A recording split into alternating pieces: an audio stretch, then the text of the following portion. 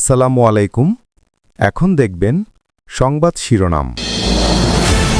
মানিকগঞ্জে বাউল ও তৌহিদি জনতার পাল্টাপাল্টি কর্মসূচি ঘিরে উত্তেজনা, দুপক্ষের মারামারিতে আহত বেশ কজন, এলাকায় পুলিশ মোতায়েন।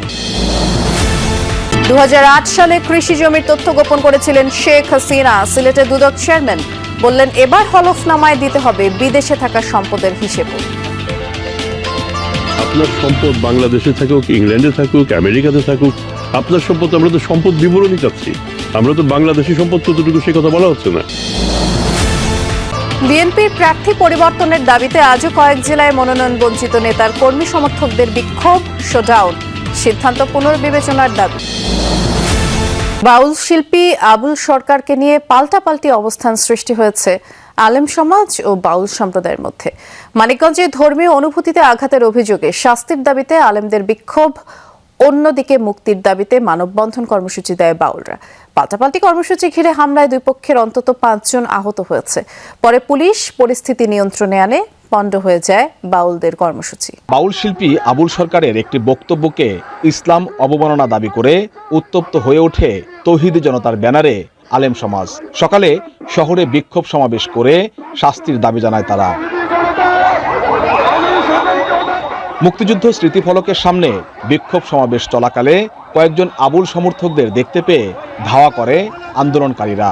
এ সময় পুকুরে লাফিয়ে আত্মরক্ষা করে কয়েকজন।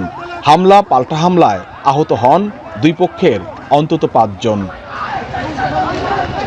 পরে পুলিশ এসে পরিস্থিতি নিয়ন্ত্রণে আনে, আহতদের উদ্ধার করে হাসপাতালে নেওয়া হয়। কয়েকজন বাউল শিল্পী চা খাচ্ছিল বা এই ধরনের একটা ঘটনা, তো এখান থেকে ওদেরকে দেখতে পেয়ে তৌহিদি জনতার যে প্রোগ্রামটা হচ্ছিল এখান থেকে একটি অংশ ওদেরকে দেখতে পেয়ে এখান থেকে ধাওয়া করে এবং ওইখানে গিয়ে তাদের উপরে চড়াও হয়। আমরা পুলিশ বিজয় মেলা মাঠের পাশেই ছিলাম, আমরা কাছাকাছি ছিলাম। আমরা যত দ্রুত সম্ভব পরিস্থিতি আমাদের নিয়ন্ত্রণে এনেছি। উত্তেজনাকর পরিস্থিতি তৈরির পর পণ্ড হয়ে যায় বাউলদের পূর্ব নির্ধারিত মানববন্ধন কর্মসূচি। প্রশাসনের অনুরোধে তারা এলাকা ছাড়েন। অন্যদিকে আবুল সরকারের শাস্তির দাবিতে জেলা প্রশাসকের কাছে স্মারকলিপি দেয় আলেম সমাজ। আমরা স্মারকলিপি দিয়েছি, আমরা আমাদের দাবির কথা জানিয়েছি, আমাদের ভাইয়েরা আহত হয়েছে সে কথাও জানিয়েছি। উনি বলেছেন উনি যথাযথ ব্যবস্থা নেবেন ইনশাআল্লাহ। সম্প্রতি মানিকগঞ্জের ঘিউরে এক পালাগানের আসরে ইসলামকে নিয়ে কটূক্তির অভিযোগে গ্রেপ্তার হন বাউল সমিতির সভাপতি আবুল সরকার। বর্তমানে তিনি কারাগারে রয়েছেন। সিলেটে দুদকের গণশুনানিতে উঠে এসেছে সরকারি বিভিন্ন দপ্তরের নানা অনিয়মের তথ্য। তবে দেশের অন্যান্য স্থান থেকে সিলেটে দুর্নীতি কম বলেই জানান দুদক কর্মকর্তারা। এছাড়া একই দিনে উদ্বোধন করা হয় সংস্থাটির বিভাগীয় কার্যালয়ের নির্মাণ কাজ। সকালে সিলেটে পৌঁছে নগরীর কুচাই এলাকায় দুদকের বিভাগীয় কার্যালয়ের নির্মাণ কাজের ভিত্তিপ্রস্তর স্থাপন করেন সংস্থাটির চেয়ারম্যান ডক্টর মোহাম্মদ আব্দুল মোমেন। এ সময় উপস্থিত ছিলেন দুদকের ঊর্ধ্বতন কর্মকর্তারা। এ সময় সাংবাদিকদের সাথে কথা বলেন দুদক চেয়ারম্যান। বলেন, নির্বাচনে প্রার্থীদের দেশের পাশাপাশি বিদেশে থাকা সম্পদেরও বিবরণ দিতে হবে, তা না হলে অন্যায় হবে। পাশাপাশি ক্ষমতাচ্যুত প্রধানমন্ত্রী শেখ হাসিনার কৃষি সম্পদ গোপনের বিষয়টিও তুলে ধরেন তিনি। 2008 সালের নির্বাচনে আমাদের সাবেক প্রধানমন্ত্রী যিনি দেশ ছেড়ে পালিয়ে গেছেন, তিনি যে সম্পদ বিবরণী দাখিল করেন তাতে শুধু একটা উদাহরণ দেই, তাতে কৃষি সম্পত্তির পরিমাণ তিনি সেখানে দেখিয়েছেন 5.21 একর। আর আমরা যখন অনুসন্ধান করতে যাই আমরা পেয়ে যাই 29 একর। তাহলে আপনার কি দাঁড়ায়? তাহলে আপনার শুরুতেই তো আপনার সেই নমিনেশনটা বাতিল হওয়ার কথা ছিল, কিন্তু সেই নমিনেশনটা বাতিল হয় নাই।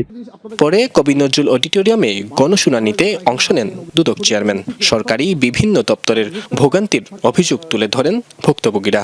সবচেয়ে বেশি অভিযোগ উঠে ভূমি অফিস, বিআরটিএ, উসমানী হাসপাতাল ও পাসপোর্ট অফিসের বিরুদ্ধে। এসব বিষয়ে দ্রুত ব্যবস্থা নেওয়ার নির্দেশ দেন দুদক কর্মকর্তারা। প্রথমে যাওয়ার পরে ফাইলের কাগজগুলা দেখার পরে কর্নারে একটা সাইন আছে, সব সিলেটবাসী যারা পাসপোর্ট পাচ্ছে তারা অবৈধ আছে। এই সিগন্যাল যার পাবে রিসিভ হবে ফাইল, যার পাবে না এইটা আনেন সেইটা আনেন। টাকা দেওয়ার পরে এলাও হয়ে গেল। এটা কি করা যায়? অনলাইনে তো পারতেছি না সাবমিট করতে, বলতে 2500 টাকা দিবা। আমি বলছি 2500 টাকা কেন, অতিরিক্ত জুলুম করা। দুদক চেয়ারম্যান বলেন, সরকারি দপ্তরের বিরুদ্ধে দুর্নীতির অভিযোগ হতাশাজনক, তবে অন্যান্য অঞ্চলের চেয়ে সিলেটে অভিযোগ কম পাওয়া গেছে বলেও মন্তব্য করেন তিনি। আমরা আজকে যে অভিযোগগুলি নিয়েছি তার একটা উল্লেখযোগ্য অংশ এখানেই নিষ্পত্তি হয়েছে এবং একটা দুইটা ক্ষেত্রে এমনও হয়েছে যে অভিযোগ আসার সাথে সাথেই যারা সেবাদাতা তারা সেটা নিষ্পত্তি করে ফেলেছেন। যেসব ক্ষেত্রে উচ্চ আদালতে মামলা আছে সেগুলি আমাদের পক্ষে নিষ্পত্তি করা সম্ভব হয়নি। আর কিছু কিছু ক্ষেত্রে আমরা নিজের অভিযোগগুলি আমরা নিয়ে নিয়েছি, আমরা এটা অনুসন্ধান করব, তদন্ত করব এবং ব্যবস্থা গ্রহণ করব। সাতক্ষীরা 2 আসনে বিএনপির প্রার্থী পরিবর্তনের দাবিতে লাগাতার কর্মসূচি পালন করছেন মনোনয়ন বঞ্চিত নেতার কর্মী সমর্থকরা। সকালে সদরের বিনেরপোতা এলাকা থেকে বের করা হয় মোটরসাইকেল শোডাউন। শহরের খুলনা রোড মোড়ে গিয়ে এটি শেষ হয়, আর সেখানে সড়ক অবরোধ করে বিক্ষোভ করেন আব্দুল আলিমের অনুসারীরা। এ সময় তারা বলেন, আসনটিতে মনোনয়ন দেওয়া হয়েছে বিএনপির বহিষ্কৃত নেতা আব্দুর রউফকে। এই সিদ্ধান্ত পুনর্বিবেচনার দাবি তারা জানান। আব্দুল আলিমকে ধানের শীষ প্রতীক না দেওয়া পর্যন্ত আন্দোলন চালিয়ে যাওয়ার ঘোষণাও তারা দেন। আধ ঘন্টা অবরোধের পর সড়ক থেকে সরে যান বিক্ষোভকারীরা। সাতক্ষীরা সদর 2 আসনে আপনার জননেতা আব্দুল আলিম চেয়ারম্যানের উপরে যোগ্য ব্যক্তি আছে বলে আমার মনে হয় না। এই 2 আসনে মনোনয়ন প্রত্যাহার করে চেয়ারম্যান আব্দুল আলিমকে যদি মনোনয়ন না দেওয়া হয় তাহলে আগামীতে কঠোর থেকে কঠোর কর্মসূচি দিয়ে আন্দোলন করা হবে।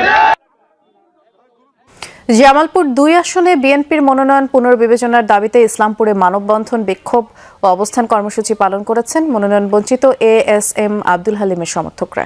সকালে তারা মানববন্ধন করেন, পরে বের করা হয় বিক্ষোভ মিছিল। আমতলী বাজার এলাকায় ইসলামপুর উলিয়া সড়কে অবস্থান নেন বিক্ষোভকারীরা। এতে ঘণ্টাখানেক যানবাহন চলাচল বন্ধ থাকে। বিক্ষোভকারীদের অভিযোগ, বিএনপি মনোনীত প্রার্থী সুলতান মাহমুদ বাবু তত্ত্বাবধায়ক সরকারের সময় সংস্কারপন্থী নেতা হিসেবে পরিচিত ছিলেন। আসনটিতে বিএনপি চেয়ারপারসনের উপদেষ্টা ASM আব্দুল হালিমকে মনোনয়ন দেওয়ার দাবি জানান। হালিম ভাইয়ের নমিনেশন দিতে হবে। বাবু ভাইকে যে মনোনয়ন দিয়েছে, মনোনয়ন আমরা মানি না।